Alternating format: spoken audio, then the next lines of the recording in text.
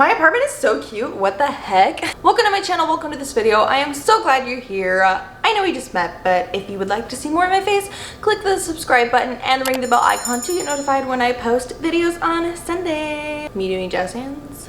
Why am I doing jazz hands? Last week I was listening to Mark, Bob, and Wade's podcast Distractible, where they discussed terrible conventions. By the way, please go subscribe to their podcast. It's hilarious. I am obsessed with it. I listen to literally every new episode. The most recent episode about conventions is the sole reason why I am making this video. There are also plenty of other people who have covered this topic in the past, but I kind of want to bring it to light again because the story is crazy. It's great. Meetup conventions are coveted by many people alike. I personally grew up always wanting to go to VidCon to meet my favorite YouTubers. I never got to go though. Thanks mom and dad for never taking me.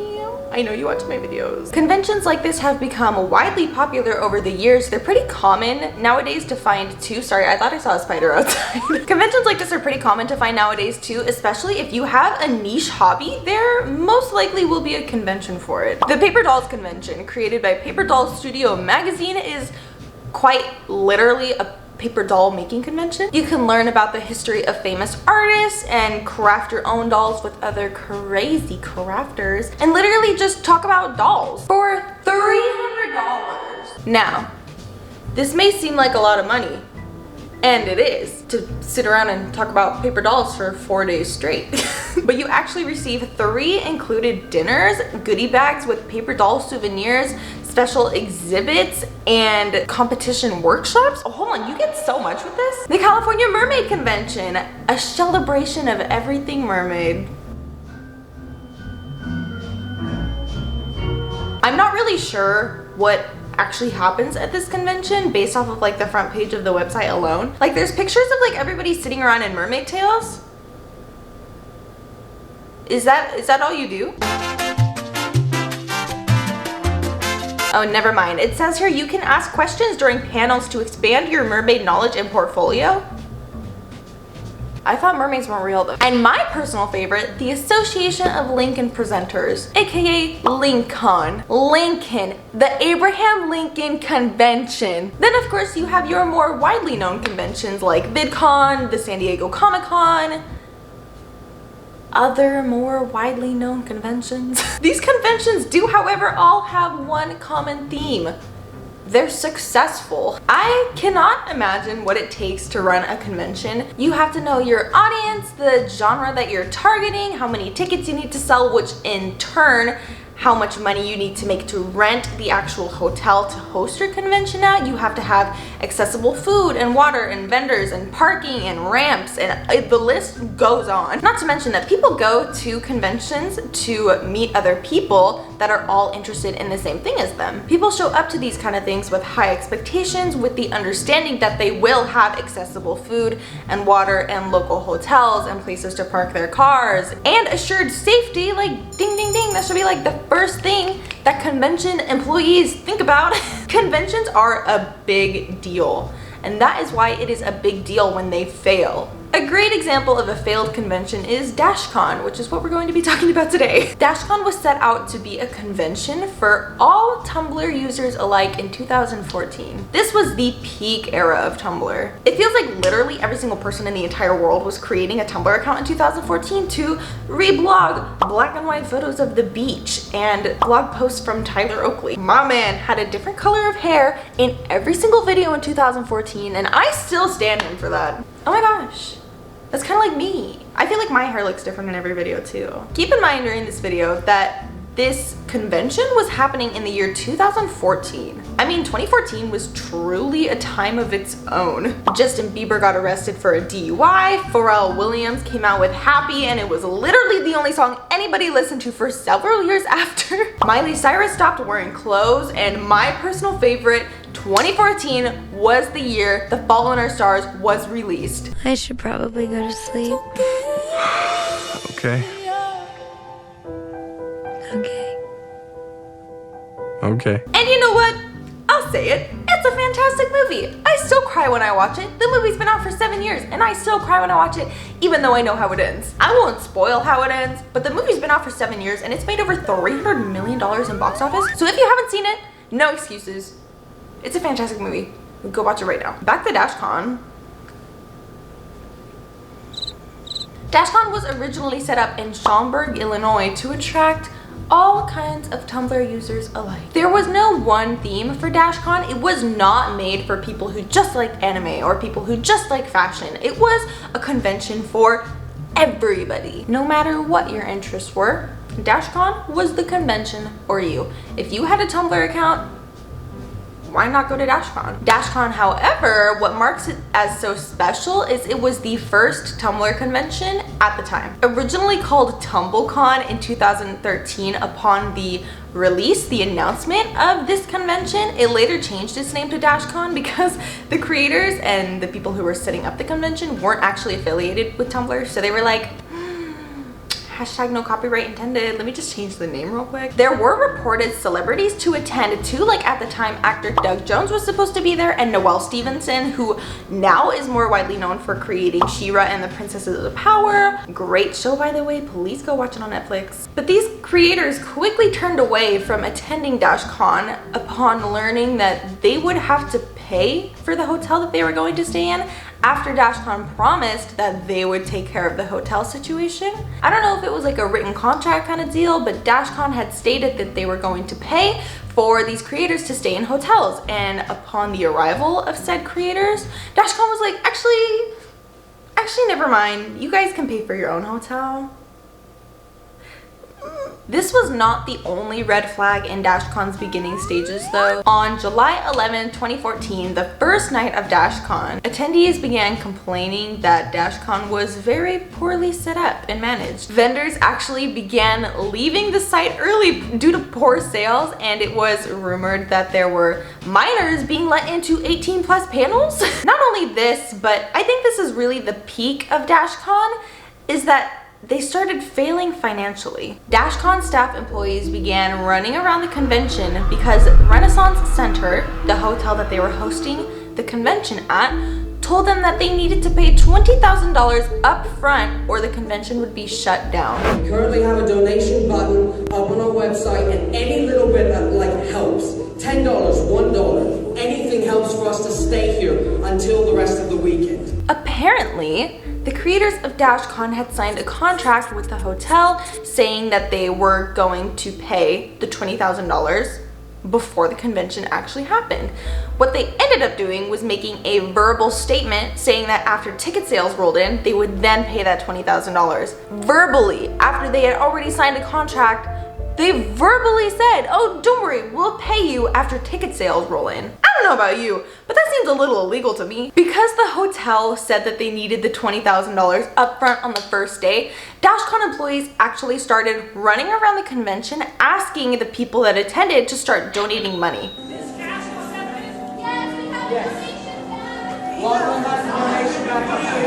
Guys, we're at 17,000, but we still need a little bit more to finish it to 20. Now, here's the kicker. Roughly 350 people attended this thing. Out of the projected 3,000 to 7,000 people that were supposed to attend, only 350 people showed up, and they managed to raise $17,000.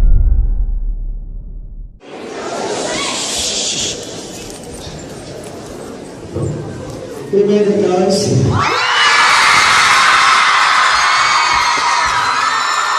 350 people, $17,000? It is not the people's responsibility to pay for the convention center. That is what the employees are for. That is what the creator of the convention is for. I mean, if you're going to attend this thing, you presumably already bought a ticket, unless, I mean, they let minors into 18+ panels, so maybe people just showed up and they were like, you don't have a ticket, that's fine, come in anyway. It feels like that kind of convention, right? So presumably these people already bought tickets. I don't know how much the tickets were, maybe $100 or a couple $100. Then they showed up to the convention and employees start asking them to donate, threatening that the convention's gonna be shut down unless they raise $20,000. Do you know how much $20,000 is?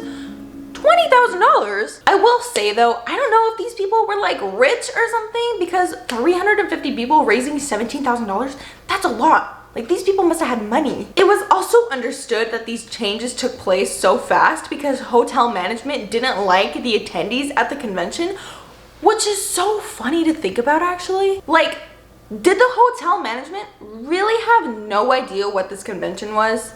Like, at all? They agreed to host this convention practically for free because Dashcon never even paid the initial $20,000 that they were supposed to before the convention actually started. Then once everyone shows up and starts chanting "We are the champions" together, management came in and was like, actually, you know what? That one guy in the back is really out of tune. Can you guys just don't be shy, like pay us right now.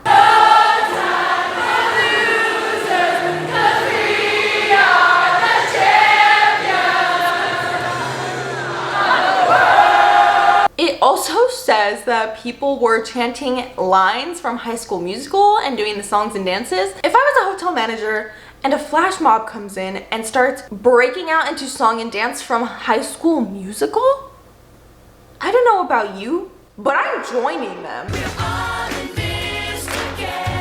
To continue adding on to the poor things that were happening at this convention, there were at least 3 panels set up with celebrities to come and talk at these panels, and the panels got canceled because nobody showed up because they were told they had to pay for their own hotels after being promised that Dashcon was going to pay for their hotels. Poor management, like such poor management. It's 12:50 right now and they're still not here, so No, I think that's Jax. we don't know what to do. What are you doing right now? Waiting For how long? more than an hour right now when it was supposed to start. Unfortunately, what I have to tell you guys is that basically Night Vale just walked.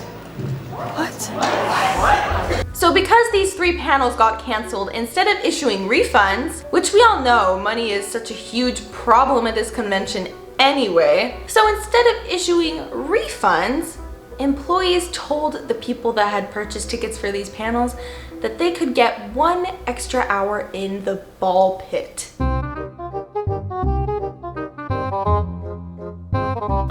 And this brings us to the closure of our story, the ball pit. Okay. There was a ball pit at this convention center the entire time the convention was happening for like literally no reason. Like, it was just there, right? There was an inflatable bounce house and there was a ball pit, which was literally just an inflatable kiddie pool filled with a couple plastic balls. Instead of issuing monetary refunds, Dashcon told the people that bought these tickets for however much money that instead of giving them their money back, they could go sit in that tiny inflatable dirty kiddie pool with a bunch of strangers that they don't know and throw a couple sweaty balls at each other for an hour. An hour. Some fucking stupid idiot rented a bounce castle here at scenic Dashcon, Illinois, because they know that what they're dealing with here is children. And what do children like? Ball pits and bounce castles. I'd be pissed. Like, I would be so pissed. But these people seem fine with it. I don't know.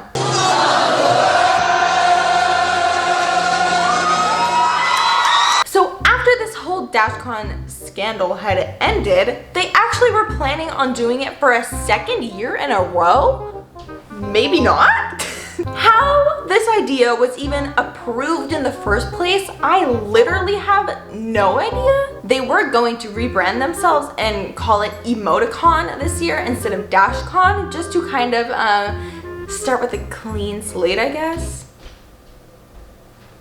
Can my neighbors like not be giants? The whole point of them trying to do a 2nd year, so I've heard, is to kind of make up for the year before. I think they were going to maybe target a better audience and get more vendors and somehow make more money to actually have these celebrities come and speak at panels. But thank God the convention actually did get shut down way before like anything real started happening. However, if there's going to be a positive to this story, I feel like if Dashcon 2 did end up happening the year after, wouldn't it be so amazing if they just got like a really big ball pit? Like a huge, like they turned the whole room into a ball pit. Like you walk in and like all the balls like fall out of the door when you walk in. The ball pit became such a meme after Dashcon ended. Like, I feel like they would play off of that and be like, oh, you guys want to come to Dashcon? We got the world's largest ball pit, and like that would drive ticket sales.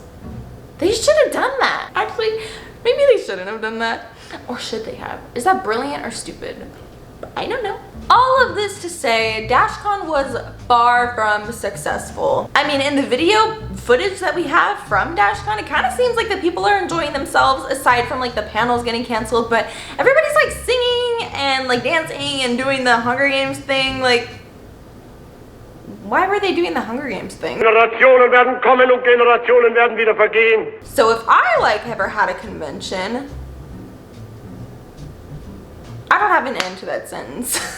Thank you so much for watching. I would like to thank my mom and Jesus. If you want to keep up with me in my silly little life, you can follow me on Instagram and Twitter. I may not look like I'm that active, but I promise I post on there.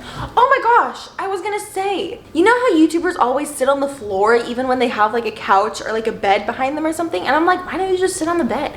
I get it. Look how pretty the couch is in my background right now. Also subscribe if you want. I post videos every Sunday. And like and comment. Or else Slenderman's gonna come out of the ball pit and come to your house. Is that threatening? Okay, well I'm actually gonna go right now. I heard that there's this convention coming up. It's called LinkCon. I have to go get my beard ready and like purchase my tickets. Like the tickets are going like crazy. So I'm gonna go get in line to be the first to get my LinkCon tickets. So I gotta go do that. I gotta go get my top edits at the dry cleaners, so I'm gonna go. Okay, bye.